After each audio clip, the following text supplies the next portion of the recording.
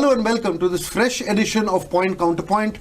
We are here to discuss an issue of our futures, an issue which has been burning for the last almost a decade, and we are talking about mining. And unfortunately, whenever we talk about mining, the term illegal mining comes into the picture. But what is happening in Goa at this point of time is perhaps even more worrisome and perhaps dangerous. In the garb of auctioning ore, what has been happening is that ore is being illegally taken away from dumps, and also from dumps which itself are illegal dumps, born out of leases that have mysteriously not been functioning for many years. And to discuss all this and more, and essentially look into the whole very sullied landscape of mining, we have some of the best mining stakeholders of the land with us to take us through a lot of issues and discuss the whole narrative of what we have in store for us. The future itself is not very bright, but obviously there is a silver lining, and there could be solutions to all of this. We have with us Dr. Claude Alvarez of the Goa Foundation, who needs no further introduction.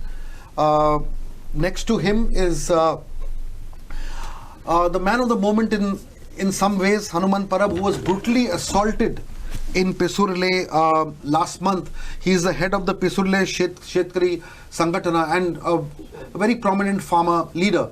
And his only crime that he committed was ask questions on how mining trucks were moving through his village in a rampant way.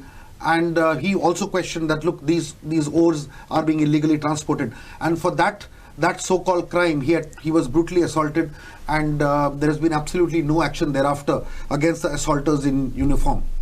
To my left is Harish Pelwani ji. He is in the managing committee of the Federation of Indian Mineral Industries and has been a long-time crusader for proper mining, sustainable mining, and for mining which can be more beneficial to the state in a nice way. And last but not the least, noted environmentalist Professor Ramesh Gawas, who again, of course, is again from that belt of Bicholi, Pesurle and all these areas, who, of course, is an important stakeholder. I'll start with you, Claude. The government has spoken about restarting mining. I'll just pause there because you can take it from there. Well, you can't take anything that the government of Goa says with a straight face, because what has already restarted is not legal mining but illegal mining. So it's a very worrisome state of affairs that when you say we are going to resume mining, the first thing you resume is illegal mining. And what has happened in Pesurle and what has happened in Mahe and what is happening also in South Goa on several leases is former leaseholders who no longer have any stakes anymore, who don't own a lease at all, right, being given permission by the director of mines, right, to transport ore from this place to that place under the garb of e-auctions. Right. These e-auctions were initiated in 2014, right, pursuant to the Goa Foundation judgment of the Supreme Court. But they are going on mysteriously for the last 8 years. And they will go on for the next 50 years, according to us, because whenever they want to find some excuse to transport some ore, they will say that is e-auctioned ore. There is a Supreme Court order, you cannot stop it, and the police will come out and protect the people who are transporting the ore, and it will continue. And whichever director comes, whichever secretary comes, whichever minister comes, this will continue. So this is, how do we stop this is an issue, because unless this stops, unless what the Supreme Court said, we have a clean slate, we cannot really think in terms of restart of mining. It's not possible. Even if you take just the staff. You're right. The excise department has got an official planted in every factory producing liquor in the state of Goa. Right. But mines department, which has got a turnover of several thousands of crores, they don't have a single officer at any mine site or at any transportation site, and they expect that these miners who have been involved in illegal mining for several years, that they are gentlemen, that they will do things properly, that they will fill their trucks up with legal ore and that they will say that this ore is 63% and not 58%, which or 52% or even mud. Nobody knows what is happening in the area. Claude, I'll quickly take this to Harish Malwani. Since you have been closely kind of involved in, have been, you run a mining company, been in terms of association. How do you react to what Claude said? See, it is true that some people, in the interest of quick gains, want to do illegal mining, illegal transportation, but you cannot paint everybody with the same brush. We have people obeying the law, doing proper mining. So, painting everybody with the same brush, I feel, is not fair. If there is a specific grievance against a particular company X or Y, take it to the court. You have already a Supreme Court order which doesn't allow all these illegalities to happen. Ensure that the government puts in place the mechanism. It is not that they are lacking the funds, because enough funds have come in. Mining is a business which has to be done. Correct. But do you agree that the whole issue of how they've managed the dumps and the e-auctions leaves a lot to be desired on the scale of legality? Take it to the court. Immediately get an interim order and have it stayed. And you already have a Supreme Court order to help you on that. Nobody has allowed illegal mining to happen. But tell me, this whole issue of restarting mining, now how practical is it, and what are the pitfalls and what are the roadblocks to it? You see, there are three things I want to point out. Mining has to be done on the site where the mineral is located. First of all, have we identified the minerals that we have? That is my first point. So what we need to do is a absolute ground level exercise on what minerals we have and what are the chances of commercially exploiting it to the maximum value. We have one scientist saying that there is gold in our ores, another scientist saying we have rare earth minerals in our ore, and XYZ and PQR. So we should take this opportunity of this respite and determine what are our minerals. Then open up mining in an orderly and a legal fashion, because the recovery of these other minerals may not necessitate so much mining. Maybe by doing 1 million tons, you will get the same value add that you would get with doing 50 million tons. We don't know. Remember one thing, that these other minerals are sold in thousands of dollars per kilo, not even by the ton. The second point I want to do is, for serious mining and serious corporates to come in, you have to have a legal framework. You have to have the infrastructure to monitor it. Which is not there now. Which is, I don't know why it's not there, but it has to be built up before any serious player enters. Otherwise, you run the risk, even if you are honest in your approach, you run the risk of being called a criminal. I am not a chore. Why should I be called a chore?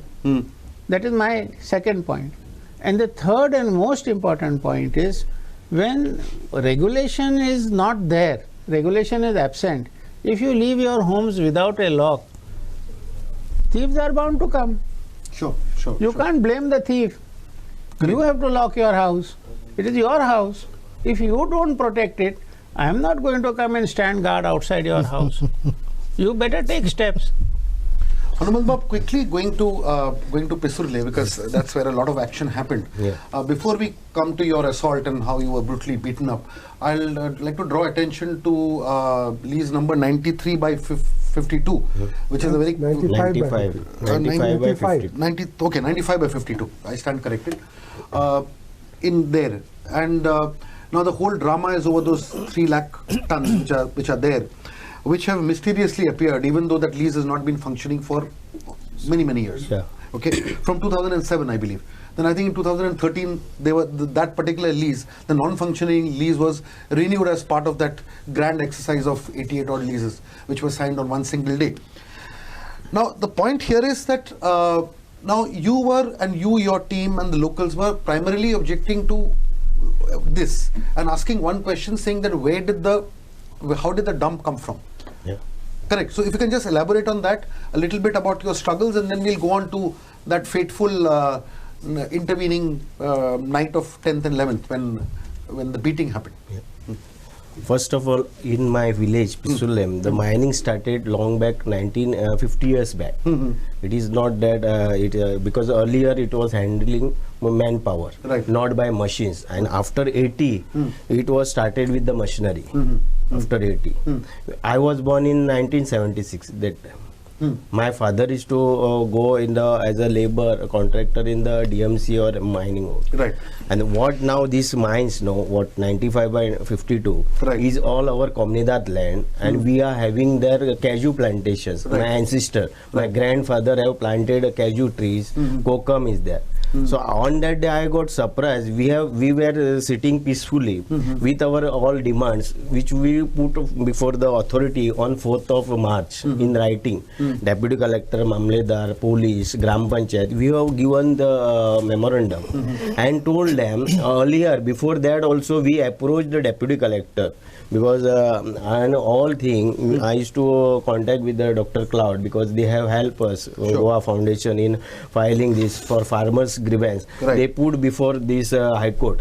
For one thing we must notice, because in Goa a farmer and any common man cannot go in High Court for against the mining. That is the this, because for the lot of involvement, lot of everything is required. If you hire any lawyer today in a fight against the mining, no lawyer coming to support the farmer. That this is the position nowadays. Beside, only except Goa Foundation, you show me anyone or any authority who comes to support, because that they have helped us in 2018, where we have filed in my name MCA application in 30 by 2017 Right. in Sonchi petition, where I have put our grievances before High Court through them. Correct. We have plenty of water in mining pit, but this company, Fomento, Seza Goa, R.S. Shetty, Damodar Mangalji, all are working in our villages earlier, but they have not given water. Our main concept is our 80 acres of land is idle due to this mining since 1997. Okay. We cannot take any crop there because there is silt. And year 2000, there was a man-made tragedy happened due to that dumps, and heavy rainfall, all flood comes in, flow in the paddy field. So just to cut you short a little bit. Yeah. Your main intention is to see that those farms become active again. Yeah. Cultivation starts and agricultural activity starts back. That is our main thing. See, people, we from village, we are not directly depend on the mining earlier. Right. We have come in the mining from my side. I 2003 I took our truck. Earlier we were doing all agriculture and all. Sure. Correct. Because people are not getting, even there is mine in Goa, in my village, people were unemployed. Now lot of people, educated ITI people, graduate, they were not employed. So your protest was basically this. I'll come back to that incident later. Okay. I'll just move on to Ramesh Bab. Professor Kawat, just tell us. Now the thing is, again, we are talking about restarting mining, and we were having a discussion before we started here. Now, in terms of infrastructure, whether it is the mining corridor, whether you look at whether the whole truck ecosystem is in place or not, could you just highlight what we need to do to restart mining in a practical way, and where are we?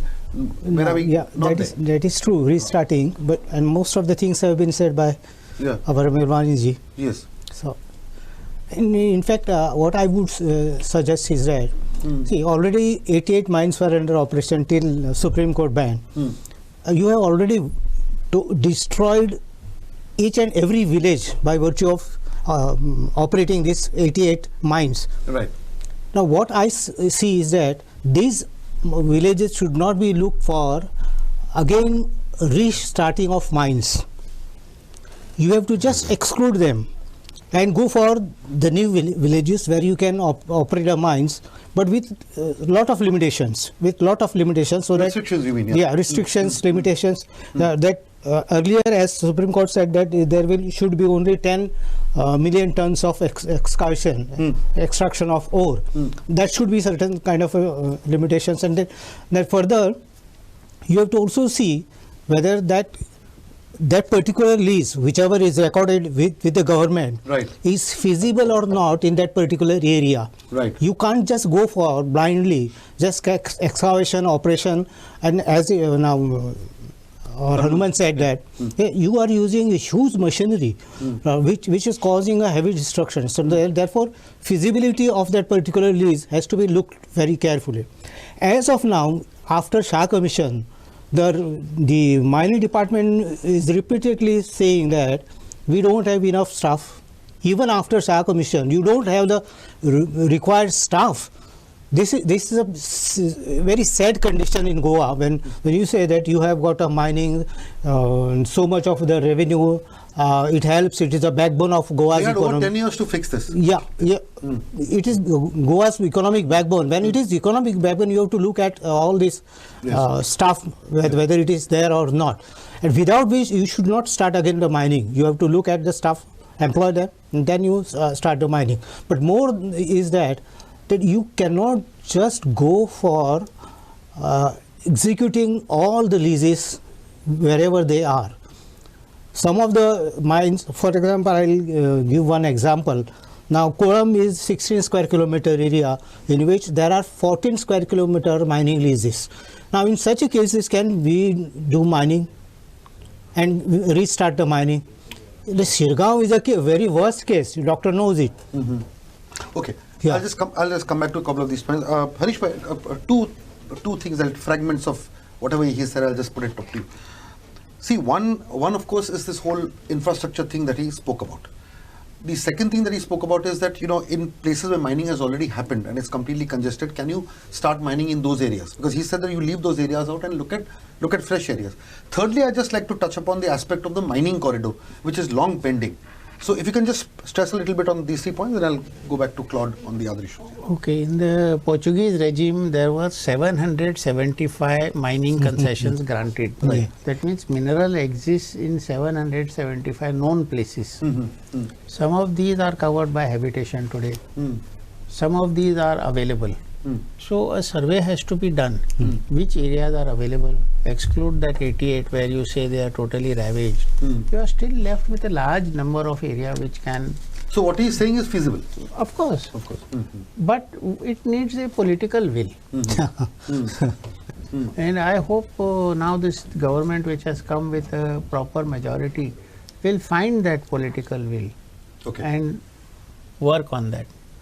The second thing is about the mining corridor. Corridor which I read, yes. This was proposed long ago when we built the Usgaon bridge. Correct. We all came together and built an Usgaon And when the bridge. mining companies said that they're going to All of us contribute to this contributed. Not only Goan mining companies, but even those from Karnataka. What was the extent of the contribution? If you can 32 crores was totally spent on that bridge. The PWD estimate No, was, how much was put in by the mining company? more than 50% was put in by the Goan mining companies. And about 40% was put in by the Karnataka mining companies who were transporting their ore through Goa. Now the estimate of the PWD for that same bridge was 75 crores. I see. Now you will notice that that's a 4-lane bridge and it exists till today. Without No, I was speaking of the any larger, maintenance. Now the larger coming mining to the corridor. transport corridor, allow me to finish. Sure. I had proposed an elevated roadway. Today you are seeing a beautiful roadway from Bamboli till Agasain. Right. I had proposed something like that for the mining trucks. Yeah. Right. The traffic wouldn't be on your road at all. It would have been totally elevated, out of sight, out of people's minds. There would be no disturbance to anybody. So what happened to that proposal? PWD insisted at that time that we want to build it. I see. I said, you just give us the right of way. Mining companies will contribute, not only Goan, but even the outside Goa mining companies who are transporting their ore to Goa, they will contribute and ensure that it is built. Within 2 years, you will not even see one mining truck on the road. For whatever reason, and then I lost also interest because I am not a political fighter, I am a businessman. Correct. I am here for my bread and butter. Sure, Why will I sit and engage in a political battle? So I left it to the politicians. That overhead road never got built. Right. And the rest is history. Claude, I'll quickly take you to this issue of mining corridors. and then look at what is happening in Mai, because that's another flashpoint. So on the mining corridors, do you feel that unless those corridors are in place, they should even think of starting mining? Because at the end of the day, the problem lies during transportation. See, mining corridor issue is specific issue, which is to isolate the mining trucks from the village communities. There's a very specific order of the ministry also that you don't take your mining trucks to the village communities.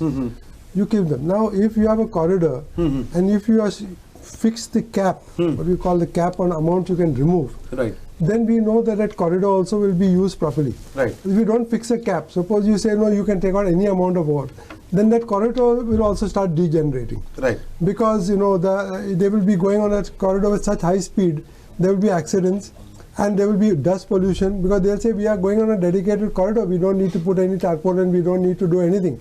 No speed restrictions are required, and they will create a mess, because truck drivers, it's not possible to control them. Once you give them a truck and you tell them that you are getting your money on the basis of the number of kilometers you take the truck, then the incentive is to just take as many trips as possible, and whatever the protests of people, number of people killed and all, that is not your concern. Right. So it has to be done with a bit of caution, and the reason why it has not happened also so far is because it goes through the alignment was through many forest areas, Right. for which forest clearance was required. Now forest clearance is always difficult because you have got to pay the net present value, compensatory, you have got to find land for putting the compensatory forest and all, which they were not able to do. Sure. So the result is that those things are still very much stuck. But I'm saying that even conventionally, if they stick to the cap, as Ramesh Bhai is suggesting, a cap, and which Supreme Court has already put a cap of 20 million tons, we have asked Supreme Court to bring it down to 12 million tons, which is which was the 80s and 90s figure, Right. when there was no serious problem created by mining trucks. There would be every half an hour one truck going, or every 2 trucks going or something. Sure. There was no difficulty to the public. Then you can use the existing main roads or whatever it is, because the mining truck or carrying heavy machinery or carrying ore or carrying furniture or carrying anything is the same. Right. Provided the precautions are taken and everything is done properly. So then you would not necessarily have to go into the whole procedure for a mining bypass road and so on. But I'm saying if the villagers wanted a mining bypass road, we have said we have really no objection to it, and it should be constructed. We had no difficulty. To add to what you were saying, Claude Bob, we had submitted a report performed by TERI on the nature of our roads. Right, right. And the main dust pollution arises from the shoulders of the road, which are not tarred. So while the truck is moving, it's not the material in the truck which flies, it is the dust from the shoulders which causes the dust pollution. Okay, that's an important point we note. Okay. Yeah. Now we That come report to is with government already. Sure. Now we come to another very, very interesting story. This is about a very supernatural multiplication of ore in certain dumps, where ore suddenly seems to be rising and multiplying mysteriously. And that is the story of Mai, and which we would like to dwell upon. Because on one side we saw in Pesurle, where you have a dump from a non-existent lease. In Mai, where it is very interesting that in the year 2019, in 5 by 49 and 13 by 49 TCs, the ore that existed there was 617 metric tons. Now what is very interesting is that very soon, I think within a year or two, that literally quadrupled into 222,000 million tons. Now this whole expansion is extremely mysterious, because you have the same dump lying there, and both these figures are officially in government records. So Claude, how did this sudden ghostly multiplication of ore happen? See, there is a problem for the mining industry at the moment. They cannot remove material from dumps. Right. Because that is pending before the Supreme Court. There is an expert committee report on how to handle the dumps. Right. Supreme Court has said don't do anything till we consider the expert committee report. The Advocate General has written a note saying that you can't touch the dumps. Right. And even many good mining companies like Salgaonkars and so on said that we will not touch dumps because it's illegal. But there are some people who have managed to persuade the director of mines that why don't we show these dumps as stacks? As tax. As stacks. As mineral stacks. And pass them off as part of the stacks which were confiscated by the government and by the Supreme Court in 2014. But this is blatantly illegal. this everybody knows is illegal, but unless there are people who continuously look at these things, because see, Mines Department does not believe in putting all this information on the website. Okay. All these permits are given quietly to people, and then suddenly the village people, like in Mahe, small narrow road going through the village, is finding 400 trucks moving up and down. So the question is, where is the material coming from? So when we looked at, they came to our office, they asked, where is this material coming from? We said, well, Parikar had told the assembly in 2018 there are only 600 tons, and that also lumpy ore at near the jetty. Now they are producing 222,000 tons from another place, also related to the same leases. So we looked at it and we found that that was a dump, now shown as a stack.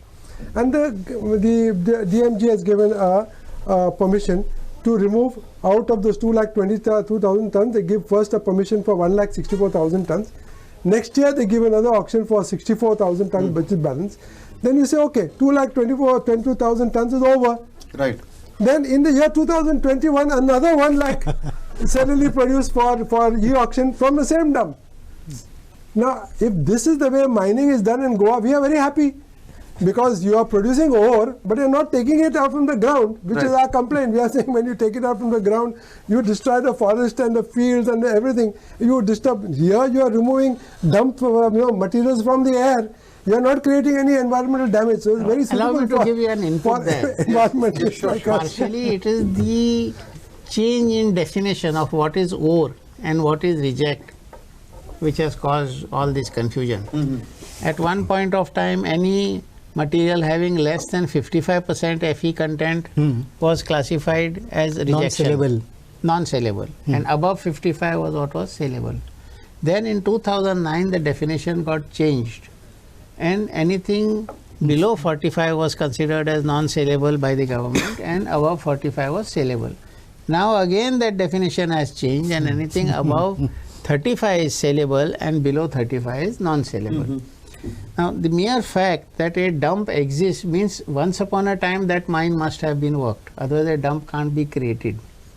Question that arises. Unless ore from some other dump is brought there. So that is a matter which the government needs to look into, and you can point it out, that whether this was from this area or it was brought from some other area, that is a matter of investigation. Right.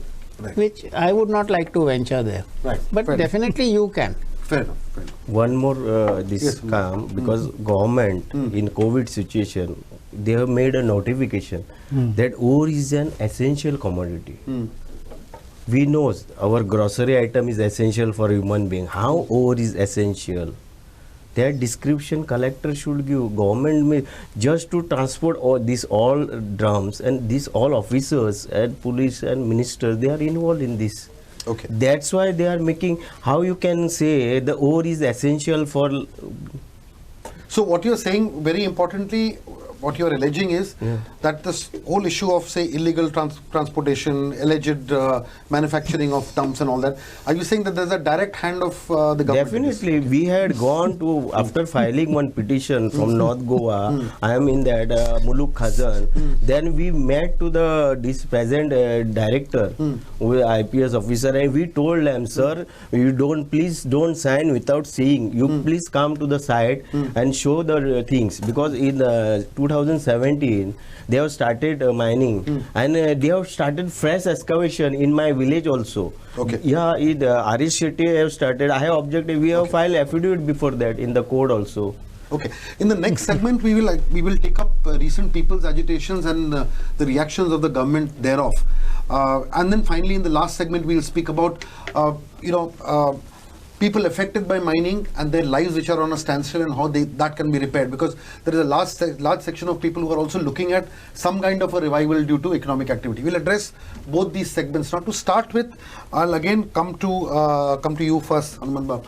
Tell us about, for the benefit of the viewers, I'd like to once again remind you that he was essentially leading local protests there against the transportation of ore in Pisurle, and on the 10th of April, if I'm not mistaken. No, 10th you started your agitation. Yeah, 10th but I of think March. on the 11th of March, you were suddenly the police accosted him and dragged him to the police station and he says, and he's on record, and there is enough evidence gathered from people, that he was literally beaten up mercilessly by the PSI and as well as the DYSP present there, and he was beaten up inside the police station, in the premises of the police station, in the room of the PI. Okay, and of course he got a lot of blows. What is shocking is that post that, when when the agitation of course took a very strong turn, and media organizations like us and others, we took up the whole issue. Now when the heat was generated by us and them, the police ordered an inquiry headed by the North Goa SP.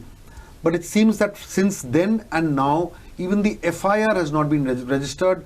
The inquiry officer has not taken statements of any of the victims of that particular assault, and it's going to be a month since that's going to happen. If you can just take us through that fateful day, and then we'll open this up to others. First day, we all farmers seated there and waiting for officer, because what happened? Deputy collector phoned me and he's told that we'll have joint meeting and we'll solve your issue. Yes. But first day no one has come. Second day when we are sitting, same day when first day when we came to know that I checked this from which mine they are coming. I stopped one truck and asked for the truck shift. On that I found that this number 95 by 52 what you said, and that name is Marsado that come. So that were our cashew plantation, Comunidad land. I am one of the Mahajans, so I know that from there no mining is there. So how they can brought this ore? So. Correct. Then I phoned to director of mines. I personally talked with the director on telephone and evening, and I told him, sir, please send your team to Pisulem. I am on the issue. They suspect that they are just taking the ore, and how you can have you given permission blindly? So what happened? No, our officer will come, like he speak. And next day the director of mines people we were waiting for them next day morning. Okay. That time they have not come. Then suddenly PI came with the bus and all. And so the director of mines coming, you got the police to come to you. Yeah, police came next day with the bus and people, and came and he told that now deputy collector is coming. So I told, yes, very good, let the deputy collector come. We'll have discussion on this, and we are waiting for also this director of mines also. We do. Then in 2 minutes he is telling now Mamledar is coming, who PI that Projot's PI, and within 2 minutes next he told ना दरा सगळ्यांक म्हणपाक लागलो आता आनी काय ना तो लायट ट्रॅक्टर घडला. सो म्हटलं हें कितें सर तुमी सांगता आतां तूं सांगता डेप्युटी कलेक्टर येता रोखडोच म्हणटा तूं मामलेदार येता आनी तांकां सांगता बाकीच्यांक धरा म्हणटा. हांवें म्हटलें हें कितें? आमचे लोक सगळे तयार असले, धरता जाल्यार सगळ्यांक धरा. आमची 22 बायलां असली आणि 30 जण सगळे आमी फार्मर दादले. ऑलमोस्ट 52 पीपल वेर देर, आणि आमी थंय सगळे पिसफूल बसलेले. आदले दिसा बसले. Next day let's cut to that incident at the police station where you were beaten up. If you can just focus on that now. Yeah, okay. Then they took us. We were expecting so took us. They took me first because we have given slogan and we sit on the that floor. That was not a road, tar road. It was a private and lease comes underly. So PI took me first and he pulled me and took me in the bus. And then some people, then our women's rush, they came because women police were there, but they doesn't took anyone. Then they pushed you into the room of the PI. Yeah, they took, no, we went, we were in the bus only. Okay. We told them, unless you bring all women, all people, we will not get down from the bus. So we were half an hour, we were in the bus. Right. So what, before that DYSP, I saw a DYSP in the police station. Before bus reached, he was already in the police station. And he told you take bus in the nearby police. So diverted route and took police. And then the PI came. I was sitting in the 4th seat of the bus. So PI came and pushed me, take me to the custody. He's officer. He can order to the any constable or any havaldar, "Are teka mat shana म्हणून." He doesn't do that. He personally came. So this shows it is a conspiracy in advance they have made, with the PI and DYSP. Tell us about the assault on you. Yeah, then they took me. Then he first put me in the behind the bar. Then I went in the toilet to pass urine, because 1.5 or 2 hours we were asking for water with them. All over 70 years, 65 years farmers asking water. They have not produced the water, because they have to give water to drink when they brought, and we were in the. Then they pulled you out into the room. Yeah, room. Then I wrote that guard was there. They have taken all our issues, their cards and all the keys. And guard, I told him, give me phone. I have to inform my wife that we have been arrested. All. So I took my phone again. Then he directly came, DYSP, and then he hit me here. What's his name? That Sagar Ekoskar, DYSP. He directly hit me and given bad words. Gari marpak laglo, ani away will and baila. I sir, gari mar naka. Then he took me like this and pushed me and marpak samko. एकदम मागीर हांवें म्हटलें sir बेश्टे कारणा शिवाय मारूं नाका. What we have done, तुमकां जर अरेस्ट करपाचें आहा, you arrest. No, you have brought, you make a register. Did the PI also hit you?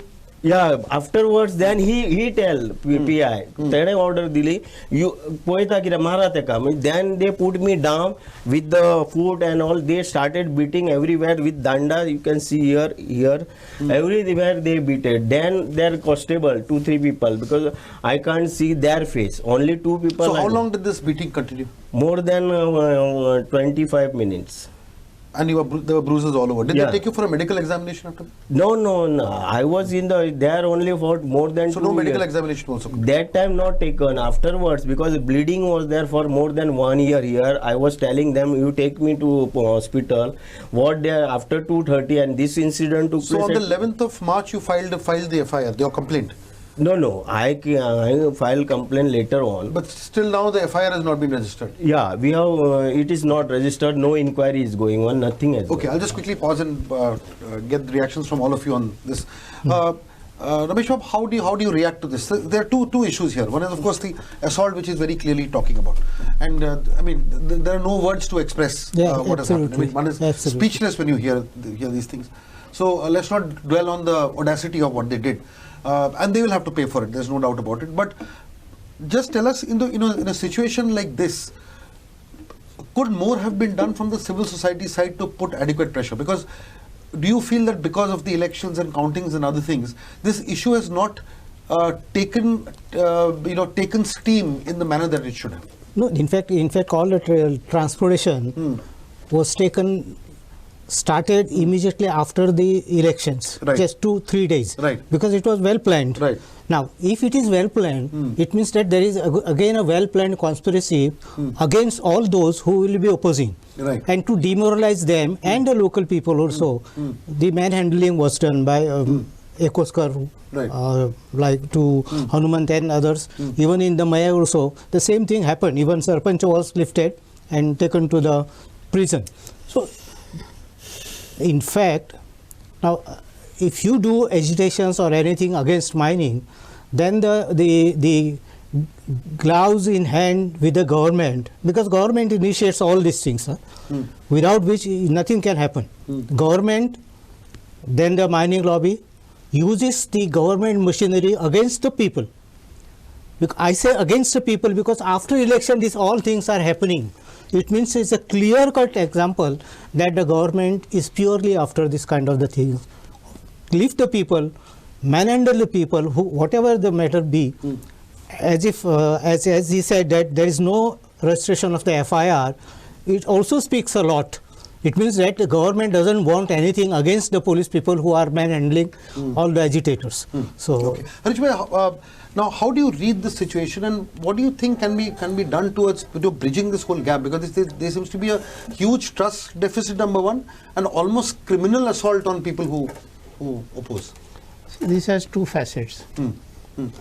Number one is there is an inquiry which is supposed to be happening. Which is not happening. Which is not happening or happening, I have no idea what it is. But we have to wait for that inquiry to form an opinion.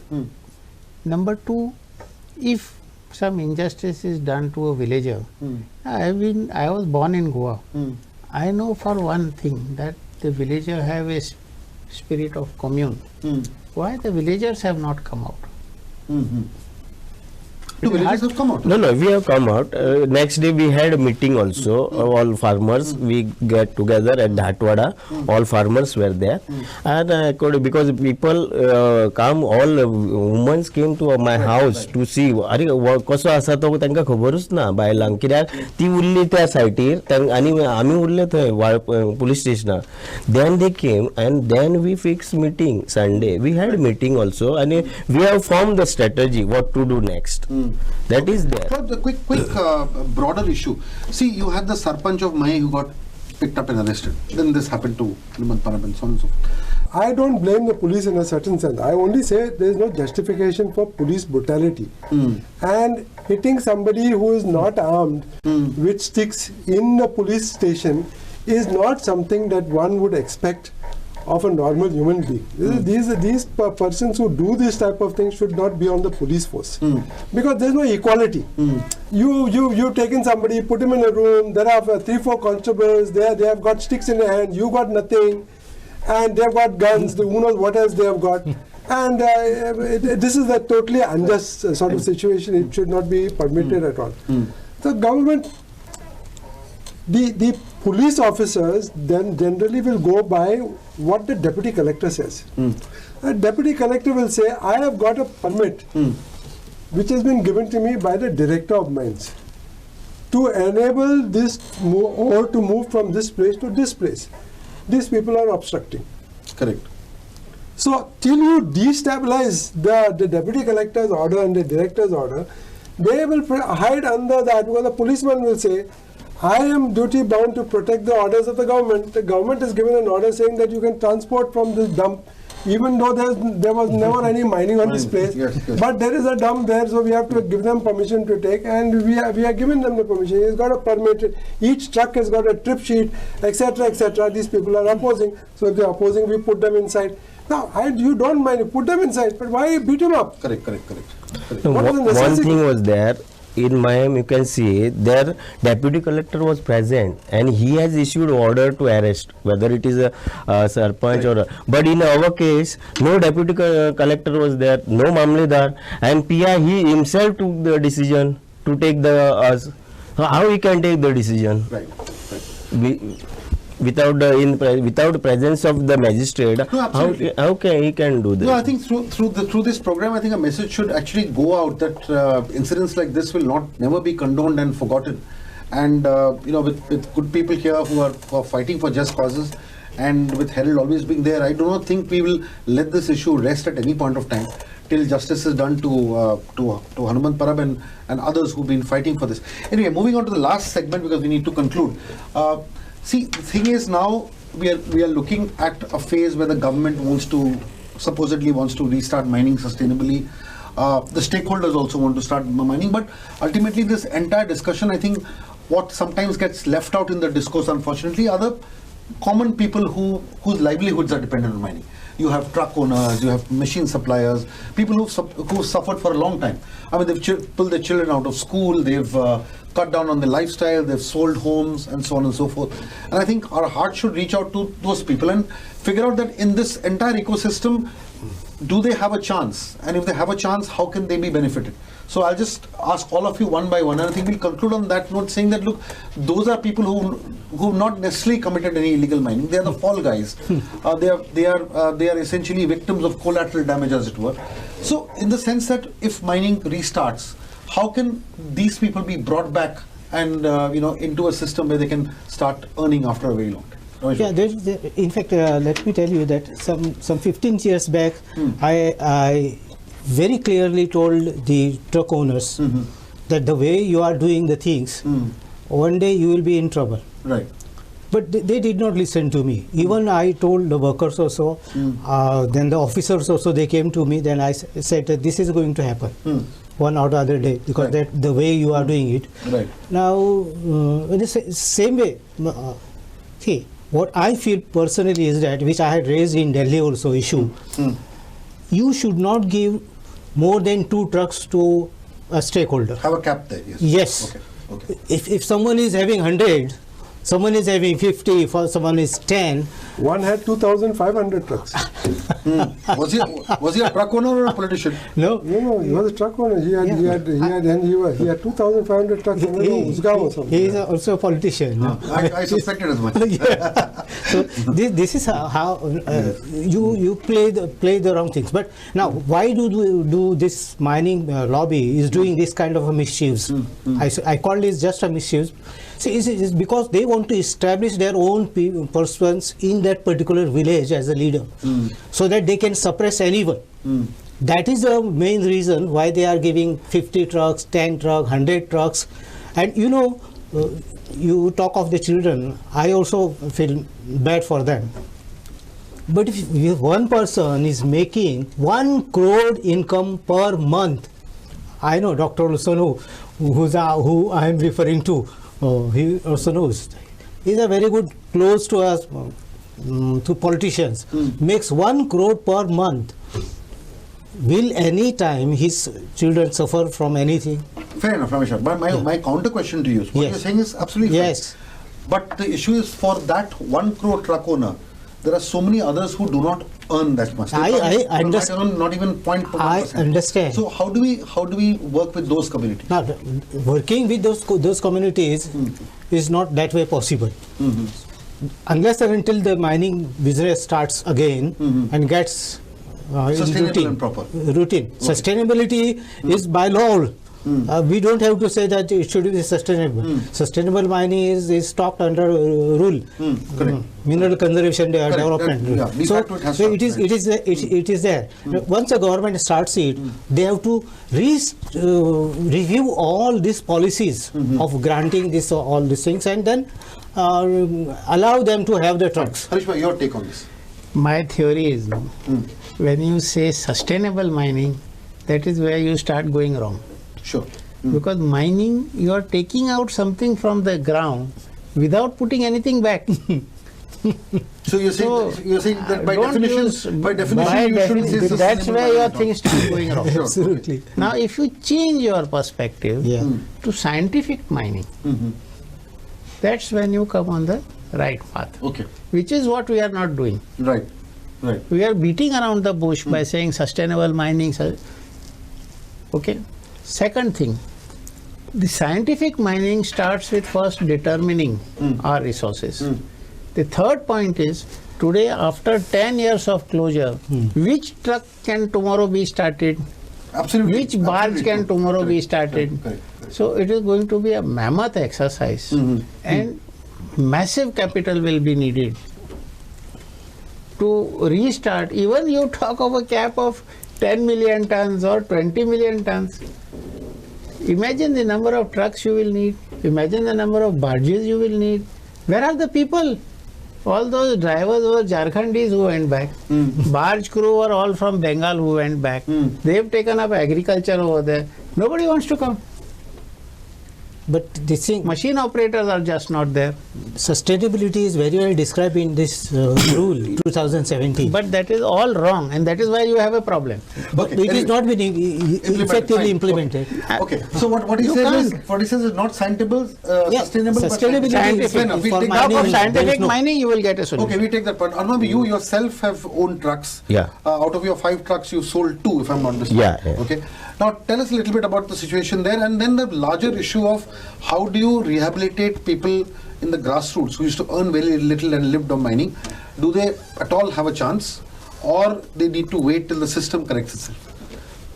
Now, as sir has said, now to start any closed truck last 10 years, it is we have to invest, because maintenance and all, it is very huge investment once again, which truck owners cannot do now at this stage. Right. Now already 10 to 12 years pass, and also government has to promote the people or aware The the people. government has enough funds. It can. No, government has not made any awareness among the people to divert your business to another agriculture agriculture or any source of My income. point is, and I'll ask this to Claude also, that there is something called the district mineral fund. There are other funds available. If funds can be diverted to so many things from mining, See, our funds can be pumped into this. so many proposal. Our village has gone, panchayat has gone to the district mineral fund. Not at single paisa now they have sanctioned, except 113 water tank, storage tank has given to my village, Right. Devuvada and Harijanwada, and the rest Vada. It is on the base of High Court order or on in our petition, but no potable water put in that tanks. See, Claude, the irony is that there is a tax paid for every inch or every morsel of ore which is exported. These taxes have been being paid in, to the government. The government gets royalty.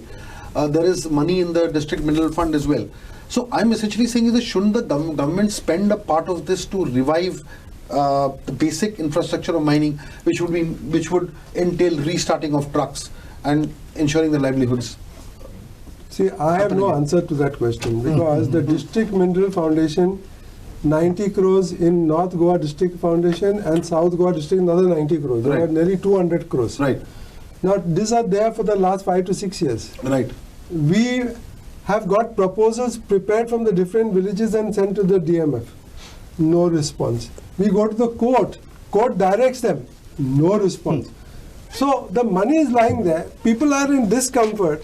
That's But precisely what I'm How saying. does a normal citizen of India Right. get a system like this to work? Because there's no question of money. The money is there, 200 crores. The people are there suffering. But these bureaucrats, these secretaries, these collectors, we are paying them all these huge salaries. They don't want to take a decision to help these villagers. And they passed an order, took 30% of the District Mineral Foundation for COVID relief. Where they put for a ventilator which cost 2 lakhs, they put a bill of 8 lakhs. Right. So they stole that money also. So what sort of response can ordinary citizens like us, whether we are PhDs, MAs, or gone to university or not gone to university, what response do we have to a government like this? We never thought in the last 70 years of our life that we would face governments like this, so totally depraved, so totally morally bankrupt, intellectually zero, not able to even come out and help people, our own people, ordinary women, men and women, 50 years old, 60 years old. You have seen the people who are with him who are taken to jail. They don't have even an assurance of a job the next day. There is money for them, but these guys will not release it. Now, what explanation can be provided for this state of affairs? I am totally befuddled. And I have given up thinking about it. Because I have gone to the court on District Mineral Foundation and tried to ask the court to do this. Now we have gone back with his entire village back to the court saying that we have gone to District Mineral Foundation after you told us to go. We gave them the proposal, still they are doing. There is water as big as Saloni Dam in those 5 mining pits, and their fields have got no water, and they are within 20 feet of this big source of water, and they don't want to put a pump. And the government is telling the mining companies, please start those pumps, we'll pay you the diesel money. The mining companies are saying they are not going to do it. On this, But anyway, one thing that for transportation of all other things, there were thousands of trucks operating. Already thousands of trucks have operated as of yesterday. yeah, but So- these trucks must have come from outside. No, Then, no, from local. okay. They were local. No, trucks are being used for transportation, but the larger issue is Yeah. that to revive and start these trucks, you need money, and everybody doesn't have it. The big people might have it. Yeah. So the whole No. issue is how that the district mineral funds are not being utilized, and what Claude said was very very poignant and shocking. On this very somber and a note which is not at all pleasant, taking off from what Dr. Claude Alvarez said. The shocker is that it's been over 10 to 11 years when we thought that post the stoppage of mining there would be some kind of a proper resurrection and done in a proper way. We've had one court judgment, the 435 by 1 writ petition. We had another Supreme Court judgment after the 88 mining leases were renewed and the court struck it down. In both these judgments, the underlying theme was that the state has not played its role in being a custodian of the mineral resources and the rights of the people properly. The state has failed to be environmentally conscious, and these are hard-hitting, indictions of the government of the day. In spite of that, the government, of course, says it wants to restart mining. I'm sure its intentions would be fine, but the point here is the challenge that is there is that if the intentions are fine, then people shouldn't be made to suffer in this kind of a manner. People who are objecting to ground realities and objecting to illegal transportation and illegal dump transportation should also kind of their voices should be heard. They should not be beaten up. And what is most important is that we must have an ecosystem where the revival is genuine, where good players come back, the infrastructure is made proper, the mining corridor is in place, and everything is done in a manner which will ensure that both sustainable and scientific mining takes place in a proper way.